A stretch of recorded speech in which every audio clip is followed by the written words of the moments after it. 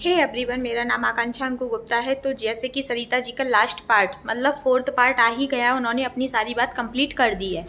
तो उनका कहने का मतलब ये है, इस वीडियो में मैंने पूरे अच्छे से चारों पार्ट देखे और समझ लिया। उनका मतलब ये है अब लास्ट पार्ट कहने का कि उनके जो कमरे में जो हुआ था उसकी असली सच्चाई क्या थी। तो असली सच्चाई यही थी कि पहली बात तो वो लोग उनके घर पे 2 से 3 दिन रुके और सरिता जी को टाइम नहीं दिया गया, जबकि हर कोई चाहता है हमारे फ्रेंड आएंगे, कुछ स्पेशल करेंगे, हमें स्पेशल फील कराएंगे। और वही बात हो रही थी कि स्पेशल फील। और जब नेहा दीदी ने अपनी भाभी से एक दिन लाइव में बोला था, क्यों तू प्रेग्नेंट है, तुझे कुछ स्पेशल फील चाहिए, मतलब उनके ऊपर टॉन्टिंग बाजी करके। तो ये क्या सोचती है, कोई समझता नहीं है। ऑडियंस तो सब कुछ ही समझती है और समझने वाले तो सभी समझते हैं। तो यहाँ पे बस यही बात हुई। तो अब वो नेहा, तो तुम्हें पता ही है कि शबनम और नीतू को बांध के रखी थी वो भी उनको नहीं जाने दे रही थी। और यदि जाने देती तो फिर सब जी कहते नेहा और सचिन क्या कर रहे हैं कमरे में अकेले, वो दोनों क्यों हैं।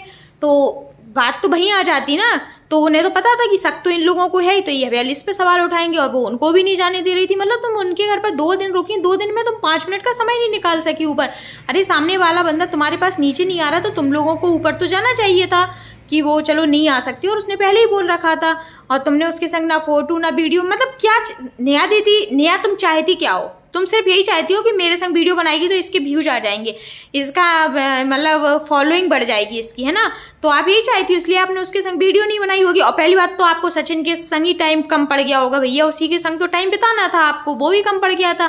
पहली बात तो देखो, सरिता दीदी तो इतनी स्ट्रिक्ट थी कि वो बुला तक नहीं रही थी। आपने ऐसा वैसा करके तो उनको बुलवा लिया, तो चलो उनने बुला लिया। अरे बुला लिया तो बिना मनीषा के भी पहुंच गया।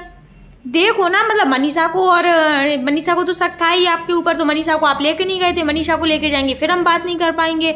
आपकी पहले से प्लानिंग होगी अपन इस बार मनीषा को लेके नहीं जाएंगे, चलेंगे तो अकेले चलेंगे। उसने साफ बोल दिया वीडियो में कि मुझे ला ही नहीं गया था, मैं तो आती लेकिन मुझे लाया नहीं गया था। सोचो यार, वो बंदी इतनी सीधी है कि अगर उसको रोक दिया तो वो रुक भी गई और वो कुछ बोल भी नहीं पाई। अब रही बात शबनम दीदी को सब जानकारी थी, वो सब समझ रही थी कि जे सुबह भी रात में भी पूरे टाइम हमारे ही कमरे में बैठा। जब तुम्हें अलग से कमरा दिया गया तो थोड़ा वक्त उनको अकेले भी तो दो कि वो तीनों फ्रेंड अपनी कुछ आपस में बात कर पाए। तुम उन्हीं के कमरे में घुसी हो। तो शबनम दीदी ने जाके उनको बोला तो सरिता दीदी के दिमाग में वही चल रहा था। फिर पीछे से तुम सब पहुंच गए, 10 मिनट उसे कमरे में नहीं हुए, तुम दवाई देने पहुंच गए बिना कुछ बताए। तो मतलब नेहा दीदी के बिना तुमसे 1 मिनट नहीं रहा जा रहा था, और नेहा दीदी को तुम्हारे बिना तुम लोगों ने मतलब इतना निब्बा निब्बी वाला प्यार हो गया था आपस में कि तुम तो रह ही नहीं पा रहे थे एक दूसरे के बिना। सच में ऐसा होता है कि हाँ चलो प्यार होता है तो एक दूसरे को ये लगता बैठ जाएं देख लें, जो सब चीजें होती हैं वो ठीक है आपने। लेकिन आप तो इस उम्र में भी इस तक हद तक गिर गए थे कि आपको ना अपने आगे बड़े भाई दिख रहे थे, ना बहनें दिख रही थी, ना जो आप सबको दीदी बहन जो भी बोलते हो वो कुछ नहीं दिख रहा था, आप चले गए।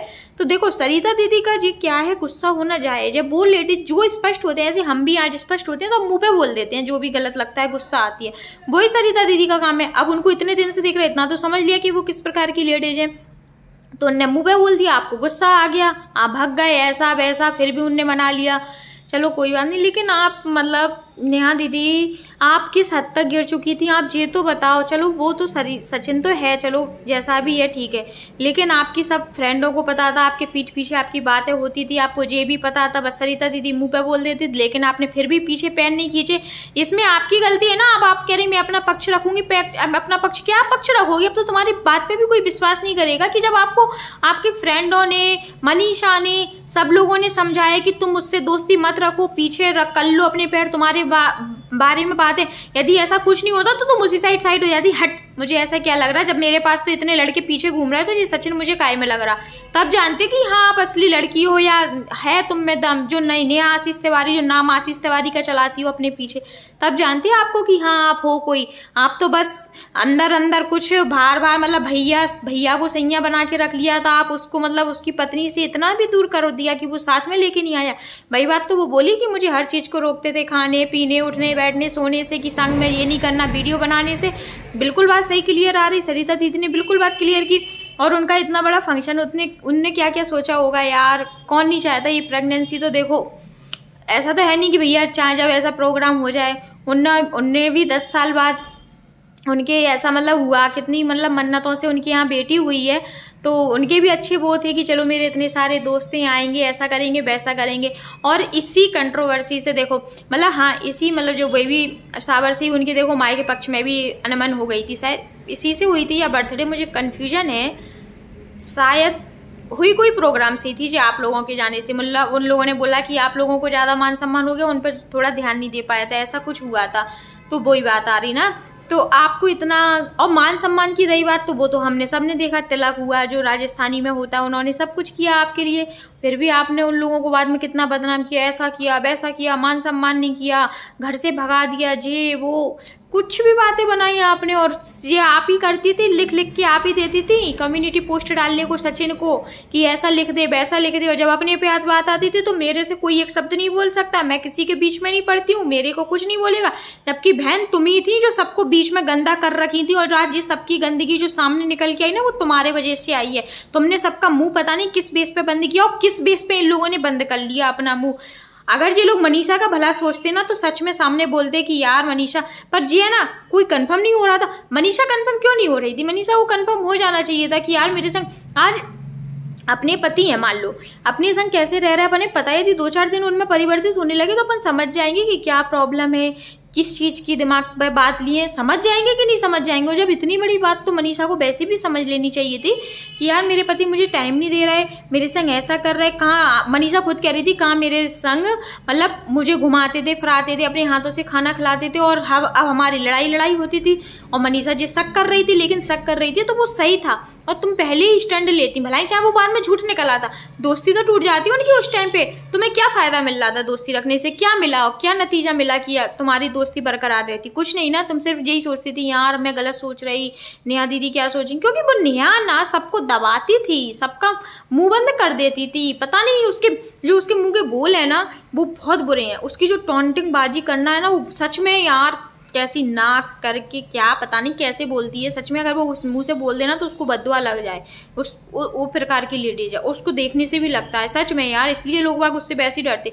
और देखो आज बिल्कुल क्लियर हो गया कि सब अपनी अपनी जगह, कोई कहीं गलत कोई कहीं गलत कोई कहीं गलत, तो कोई कहीं सही तो कोई कहीं सही। लेकिन नेहा तिवारी का सीधा पर्दाफाश हो गया है ना कि ये मैडम सबके लिए गलत हो चुकी थी, सब इनको गलत निगाह से देखने लगे थे, लेकिन वो तो एक सोशल मीडिया वाली दोस्ती निभा रहे थे कि नहीं।